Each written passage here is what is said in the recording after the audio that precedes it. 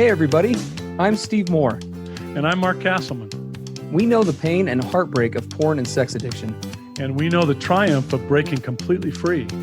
Every day, we help our clients find hope and healing. Join us in the fight to take back your life, your marriage, and be stronger than ever. This is the PBSC Squared podcast.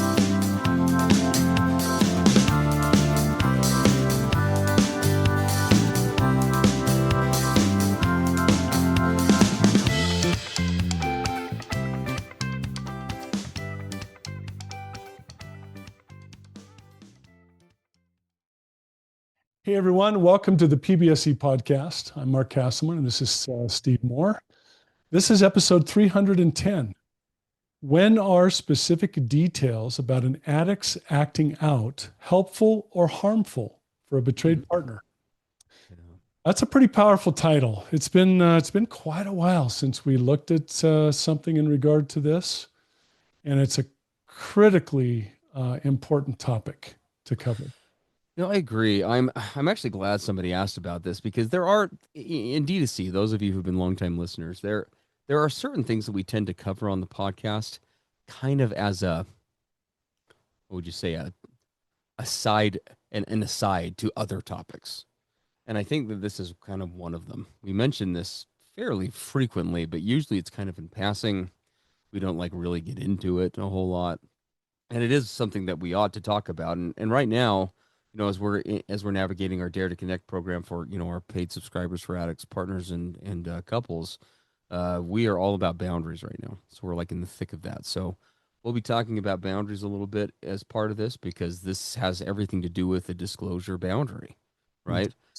And so we're going to be talking around boundaries surrounding disclosure. Now, that doesn't mean like formal disclosure per se, although we'll talk about that a bit, but just the process of sharing.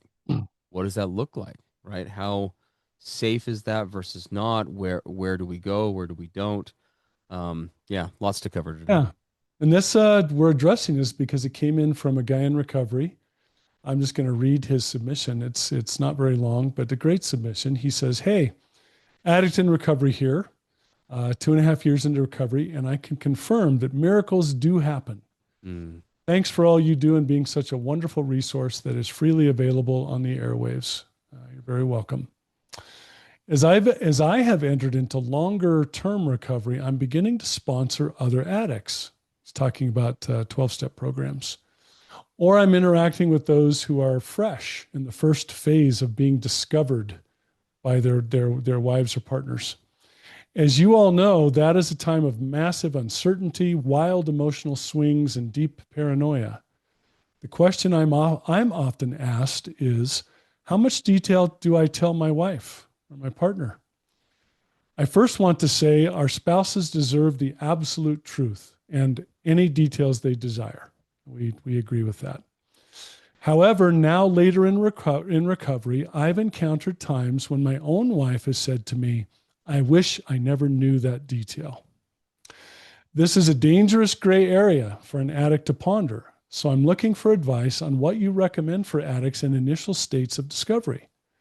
At these times, I think the betrayed spouse, in their desperation and free fall to find where the bottom is and understand their life thus far, can ask for details that later they may wish they never knew. Again, thanks for your support and congrats on the recent 300th episode." We appreciate his kind words and we really appreciate the clarity, the intelligence of his submission. Love the fact that he's working with other addicts who are early in recovery, in mentoring and sponsoring, such a critical part of this work. So, before addressing what can be helpful and harmful to betrayed partners with regard to their addict partners acting out behaviors, we need to look at a couple of really critical realities as we lead into that discussion.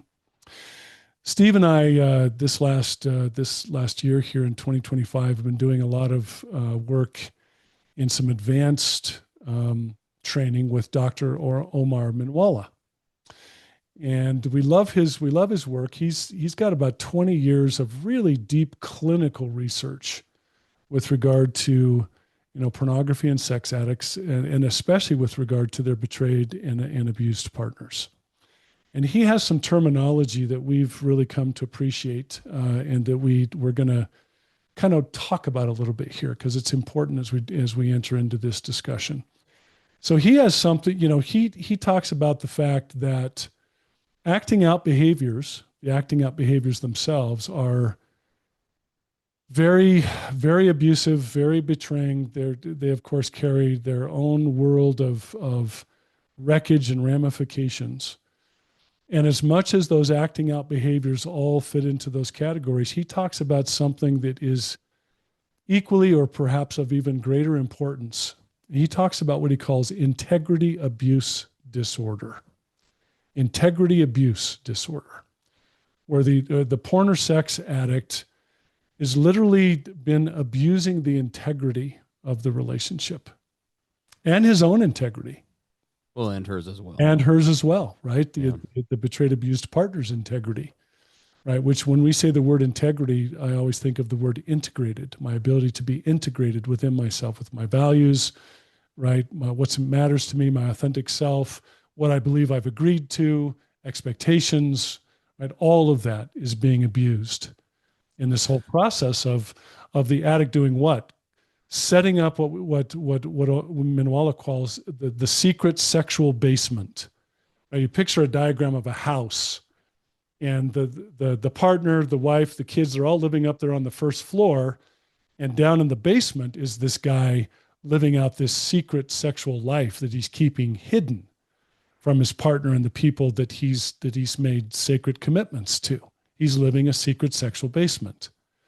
And in that secret sexual basement, what is he doing? He's now creating an intentionally manipulated reality. He's withholding critical, life-altering information from that partner of his. She doesn't know what's actually going on in that secret sexual basement. And as Steve, as you and I have been doing this work with Minwalla, we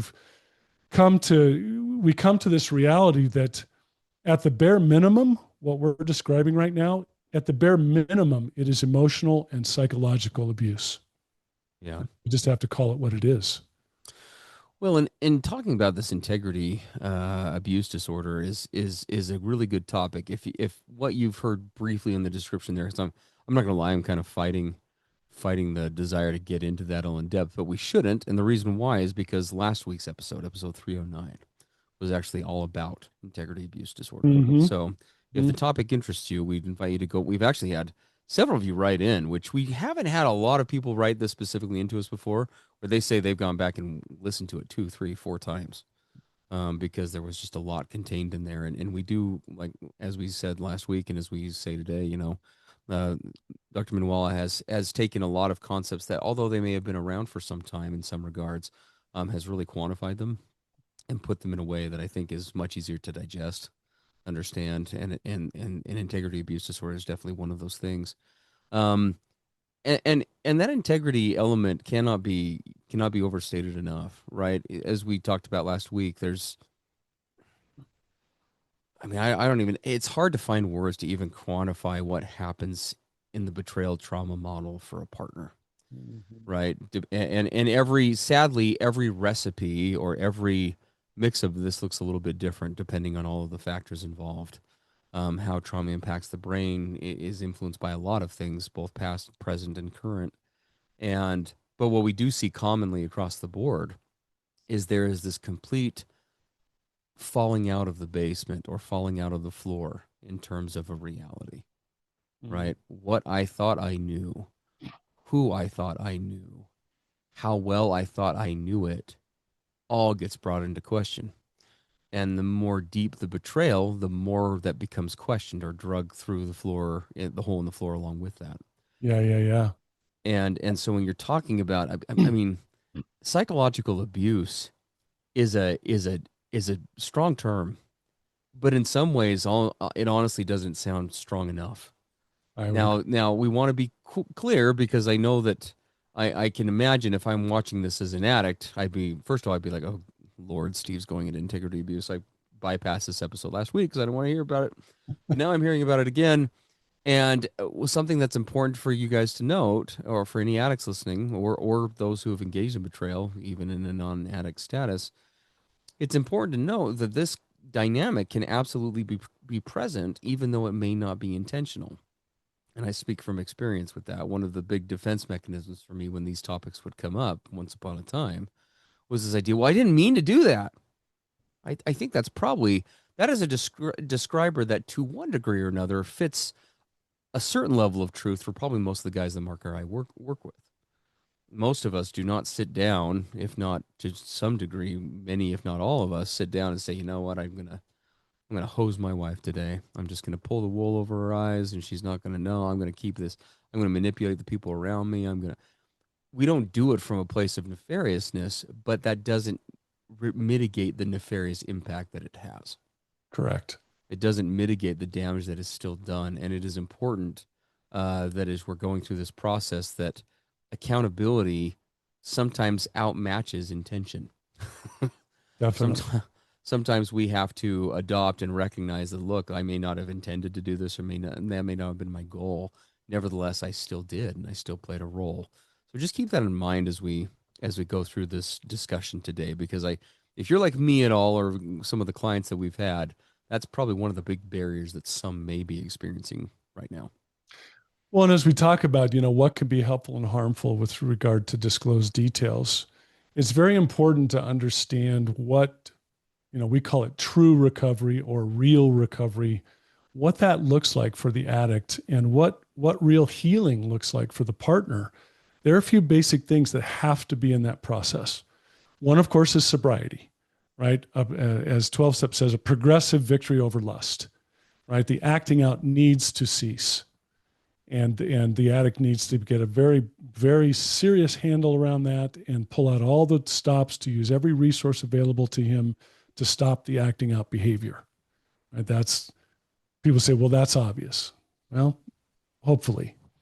But the other side that's often missed or downplayed is that this integrity abuse, this intentionally manipulated reality, that also must stop. Like, quickly. Stop the stopping of the lying, the gaslighting, the secrecy, right? This guy's got to decide if he's going to now bring this secret life of his out of the basement and into the upstairs. Truth be told, can I interject something there, Mark? Yes. This actually, even though it may be second on the list that we're listing, I would go out and say very confidently that from my clinical standpoint, this is more important than sobriety. I would absolutely agree with you. I mean, sobriety is essential because we need to stop doing the damage. Mm-hmm. But if we can at least become transparent and honest, at least we're not holding the knife behind our back anymore. Right. I know it's a really visceral example, but that's the reality.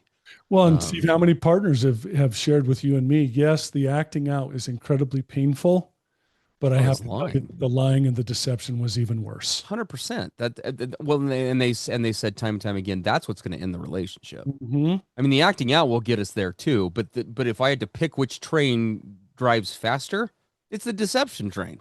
Right. It's the integrity abuse train. It's not knowing who the hell I'm in a relationship with. Yeah. Who is this? Right. And so, and here was the thing that scared me more than dying. And I'm not exaggerating.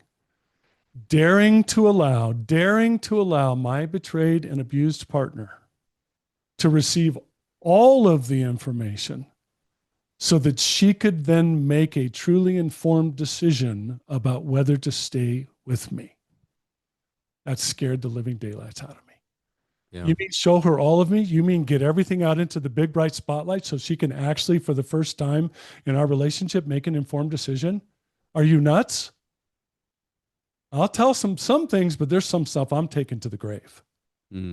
Because I know she'll leave me if she knows. Yeah. Well, and we talk about this often, so we won't spend much time on it. But here we find ourselves not just in a place of, again, committing integrity abuse, which is not fair to a partner.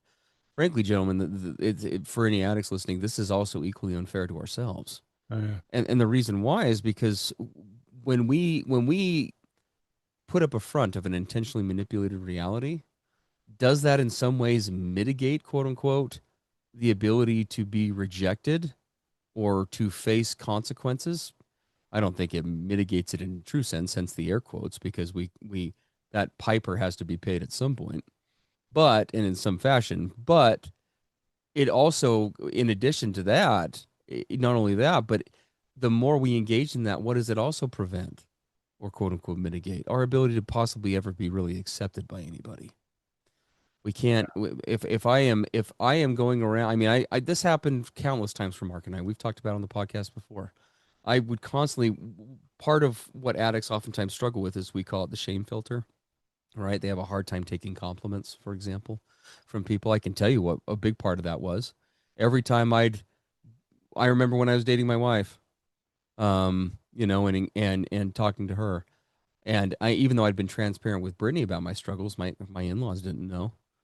And I remember getting praise from people, right? Oh, Steve, you're such a good guy. Oh, we're so glad that blah blah blah. Da da da da da. And what every time that would happen, guess how much that would resonate with me? Very, very little. Because all I could think about the whole time was, you don't know what you're talking about.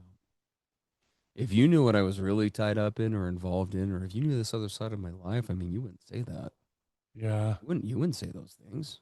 Nope. Right? So it keeps us at a distance from ever being accepted or embraced or connected to anybody on a deep level. It kills intimacy on the other side, the side we don't always talk about. So again, something to keep in mind as we go through this. Well, let's with all that said, let's talk about the what we could term the healthy and destructive side of disclosure. Yeah. And we're going to talk about our clinical experience, over 20 plus years at least. Now, I want to. This is part of what breaks my heart, and I know it does for you, Steve, as well, because we talk about it all the time.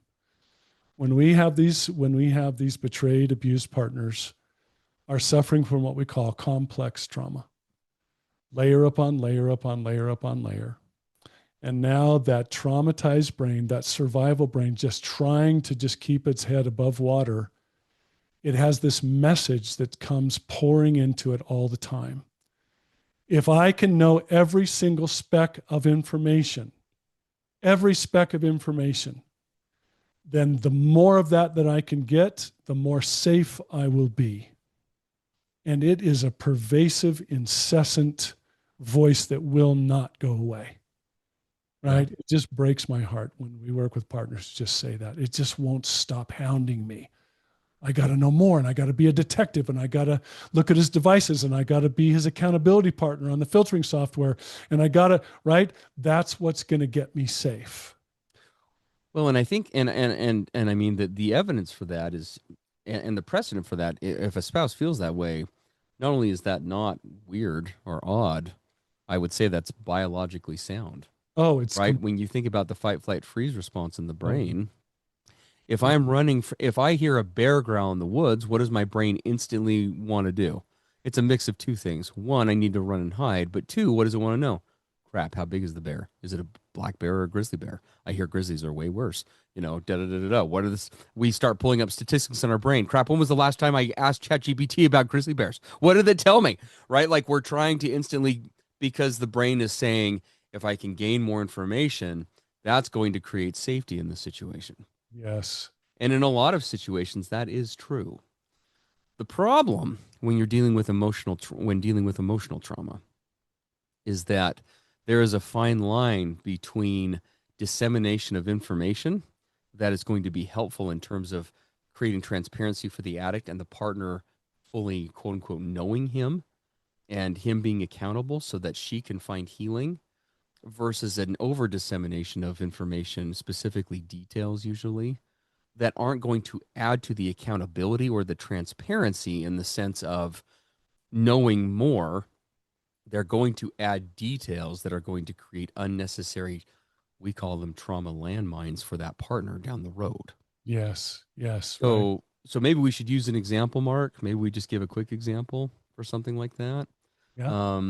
Let's say, for example, that in most cases, now, again, this is not an all one size fits all, okay? But let's say all other factors being equal, if there wasn't anything else going on specific in the background, because there are obviously provisions for that, but if it, generally speaking, it's not advised for an addict in the process of like a formal disclosure, if he is disclosing an affair, it is usually not helpful, again, barring certain circumstances, to disclose the body features of the person he had the affair with. Now, why would that be the case? Obviously, she needs to know basic information. She needs to know what happened. She needs to know how frequently. She needs to know, was this somebody I know or a relative or something?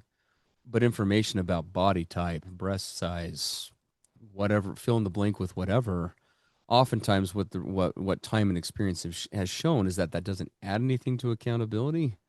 What it does is now causes this woman to be unnecessarily triggered anytime she's out in her day-to-day life in the town or the county or the country she lives in, and she sees someone that fits that profile. Mm. Now she goes from living her life and enjoying her day to what? Being completely possibly derailed by that, right? Other examples might include, again, there are exceptions to this, but for example, physical locations. I worked with a partner once, for example, where she was insistent that she knew which strip clubs her husband had been going to. Like that was just critical to her. And we talked about the pros and the cons, and we went through because I knew that this was going to be probably detrimental on the back end. And she expressed buyer's remorse after the fact. We went through a whole process of screening that because we do, to make it clear, believe at the end of the day, and we're going to talk about this in depth in a minute, partners have a right to know whatever they want to know at the end of the day. Everything. Yep. Everything. But we do try to safeguard against some of that because information is a one-way street. You can't put genies back in bottles. But this partner, for example, she ended up, as of the last time I worked with her, was driving around a whole section of town everywhere she went because of him acting out at this strip club.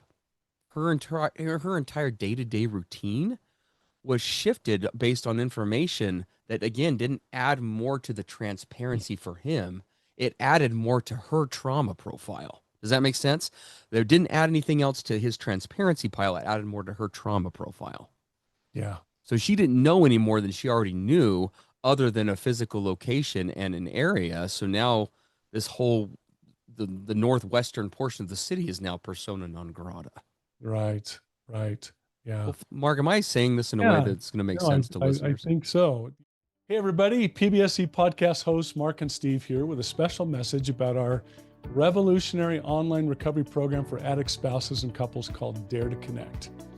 Multiple times every week, we get messages from subscribers in the program. They're people just like you.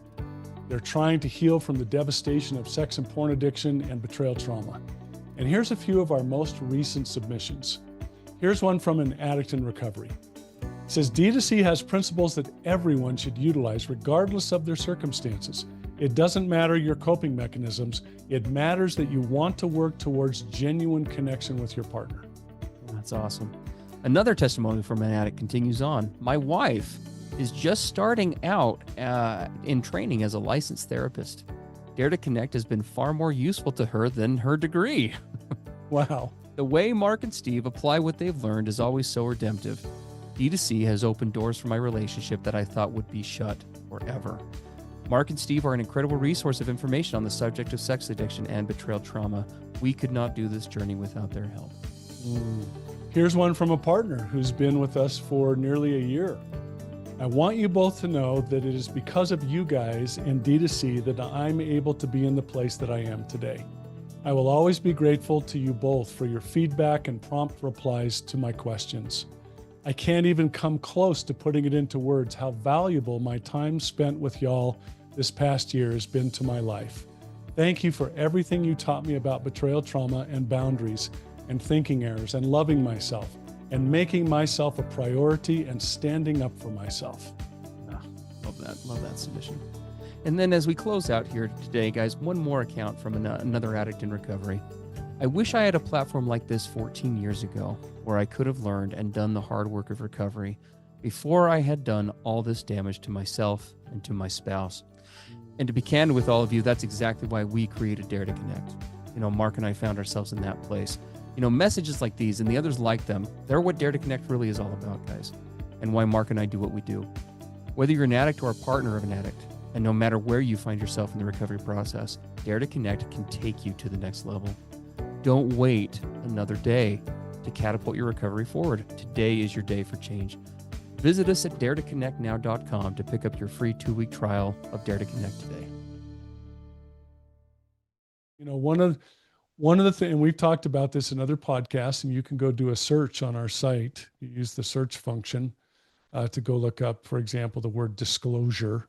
We've talked a lot about therapeutic formal disclosure.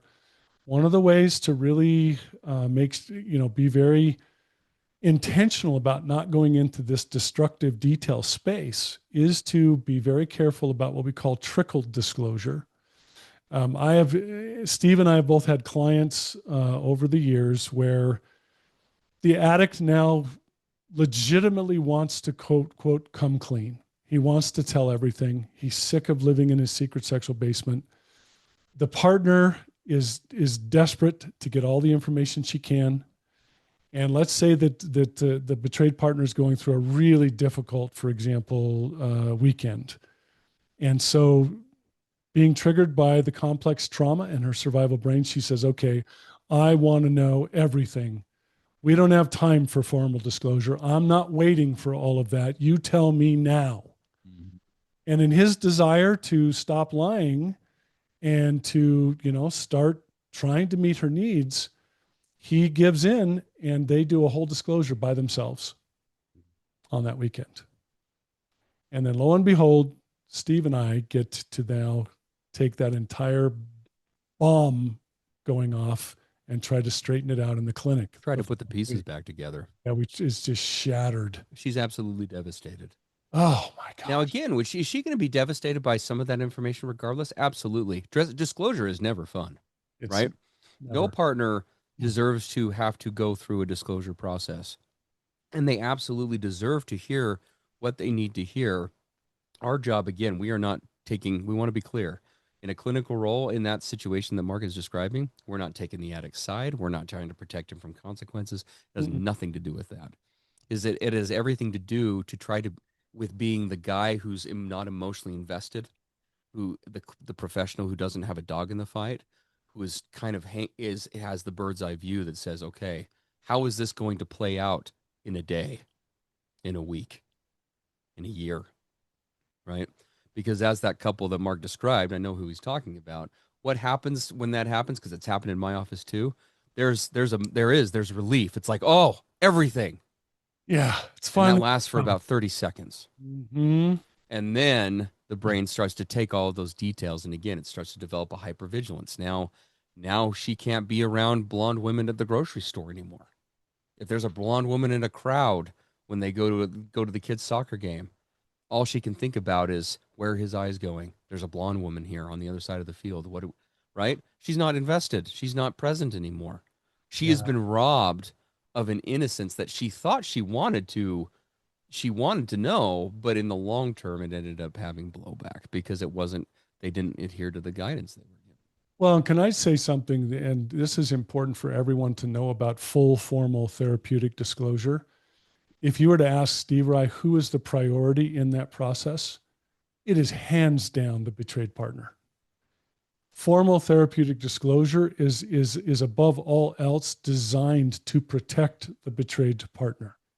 We don't do disclosures at all, ever, at the request of an addict, period. No. We don't. It's not his place to ask for. It's not his place to refuse. That is completely at a partner's discretion. That's right. And so that whole process is first and foremost for her.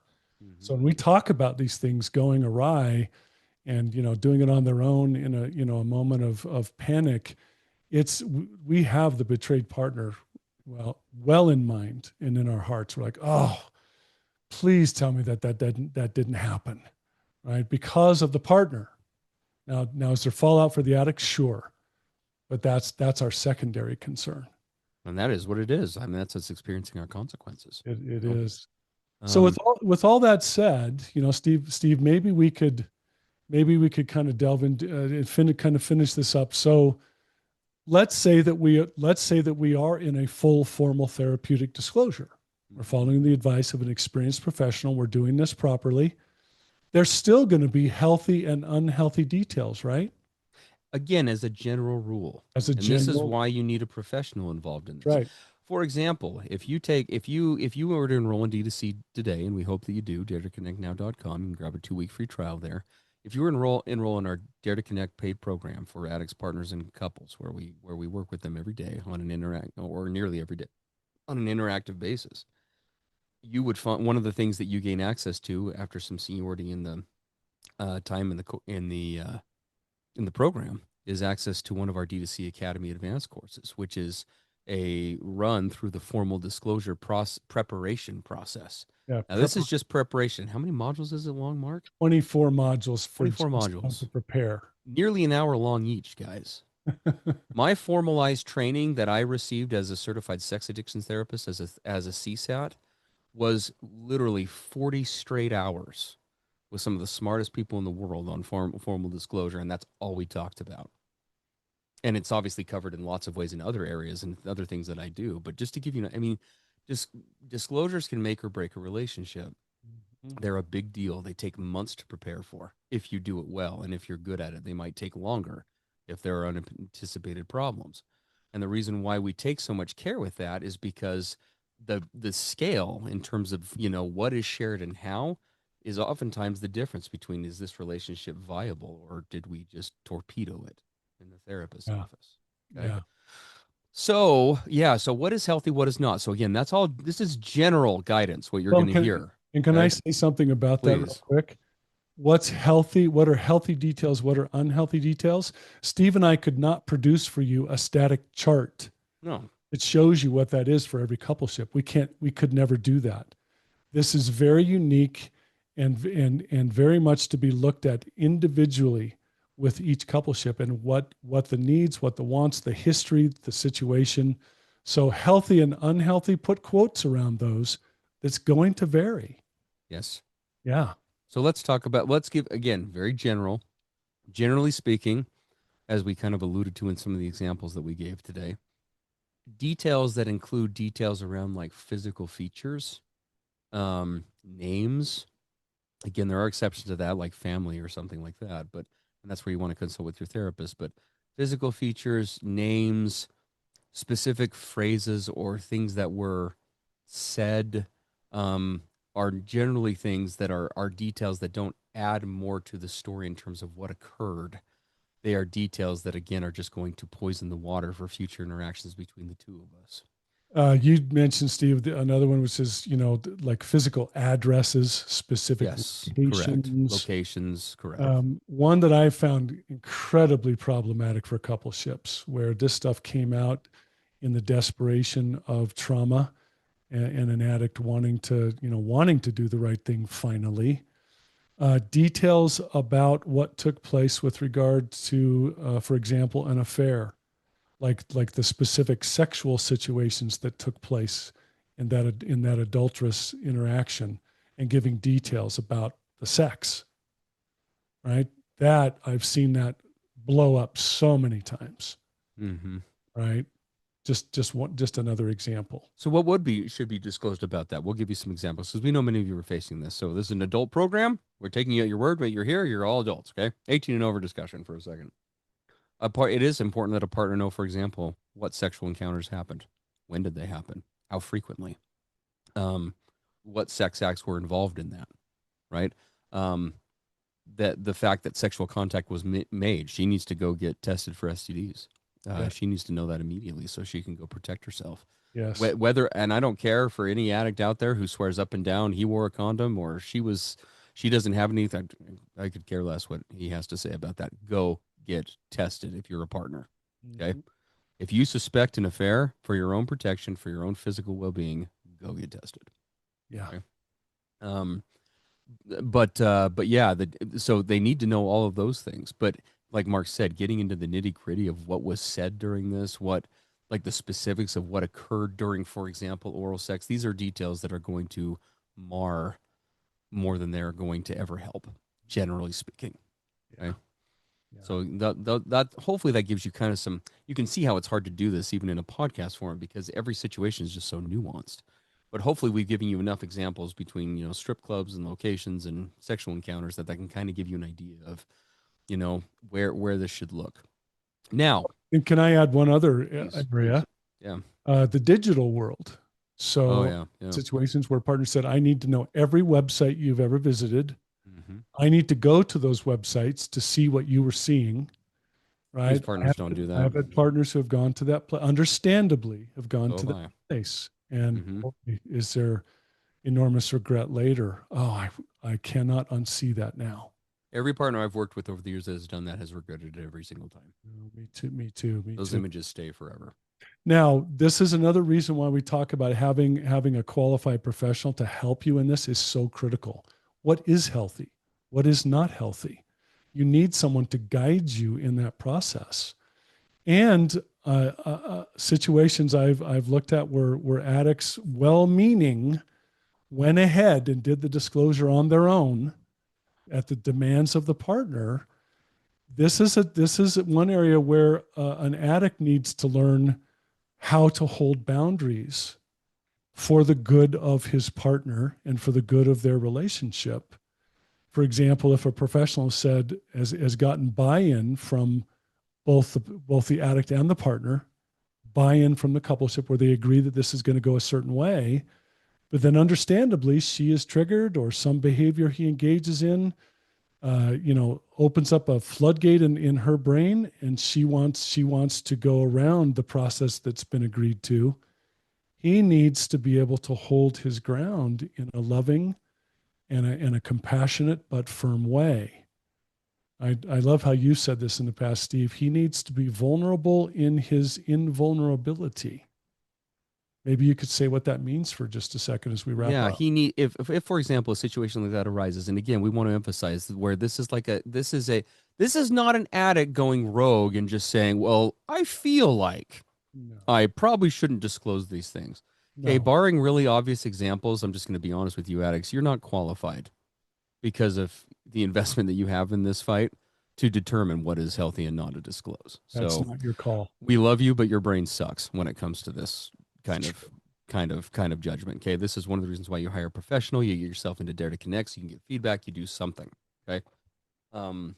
But that if that has been agreed upon, like we've done some couples work, we've come up with this boundary, and now the partner is saying, look, I just can't wait till the next session, or I can't wait 2 months for this disclosure.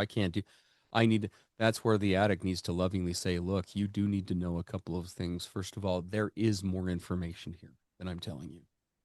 Okay, we're transparent about that fact. Number one, we do not conceal that ever. That never happens again.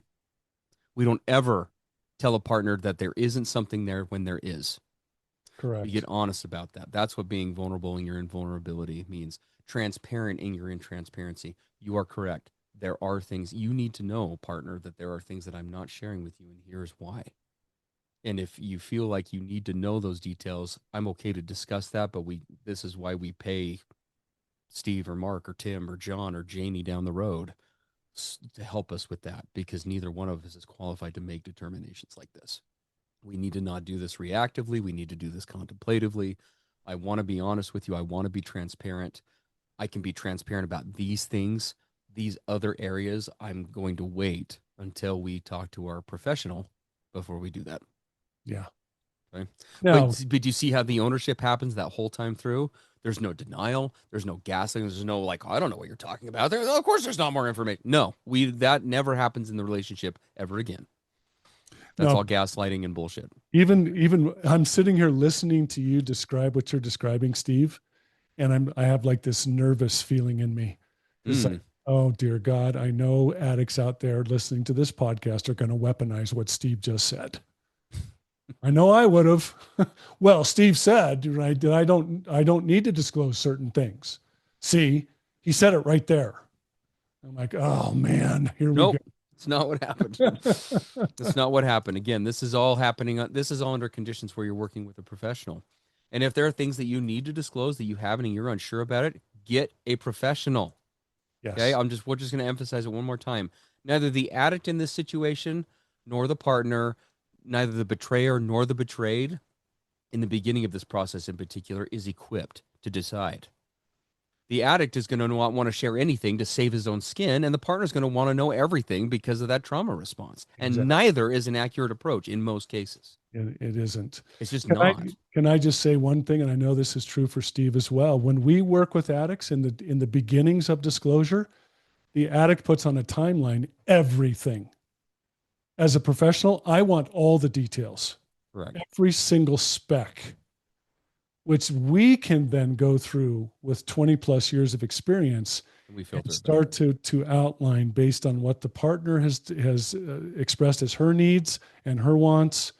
And the addict situation, we can then look at all the details, and we can then start to help him put it into the form that is going to be the most healthily transparent and helpful to go forward. So no details are withheld when Steve or I work with these guys. It all comes out.